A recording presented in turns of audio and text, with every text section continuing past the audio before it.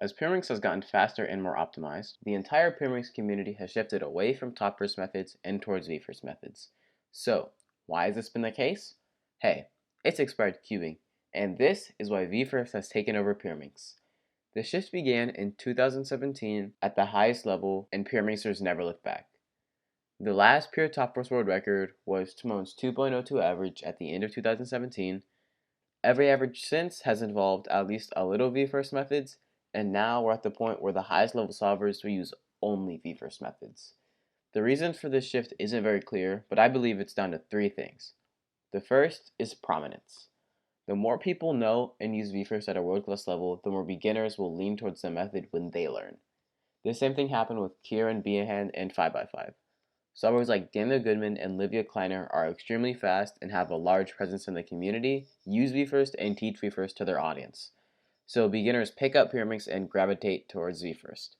If you look up Pyraminx tutorials, all of the first 5 results are layer by layer or L4E tutorials. The second reason I believe L4E has had a takeover in recent years is the simplicity. v-first at the beginner level is just simpler.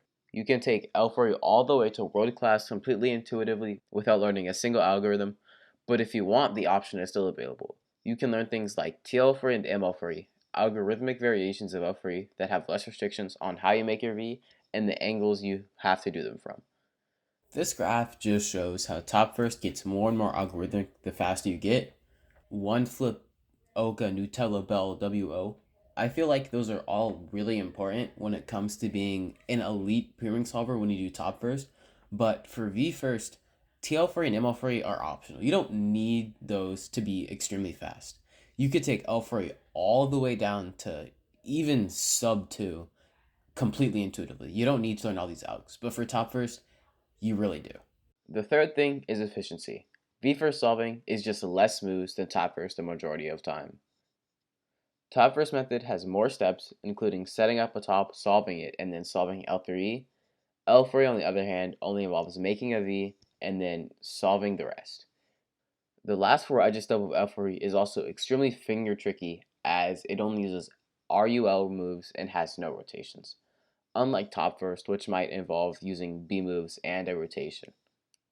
So, with that being said, these are the 3 big reasons I believe top first solving has become obsolete in the eyes of many Pyraminx solvers today. So yeah, I'm Expired Cubing, and thank you for 50 subscribers. This is sort of a remake of my old top first versus V first video, but this time I wanted to put a lot more effort into it. But anyways, I'm Expired Cubing, and now I'm not.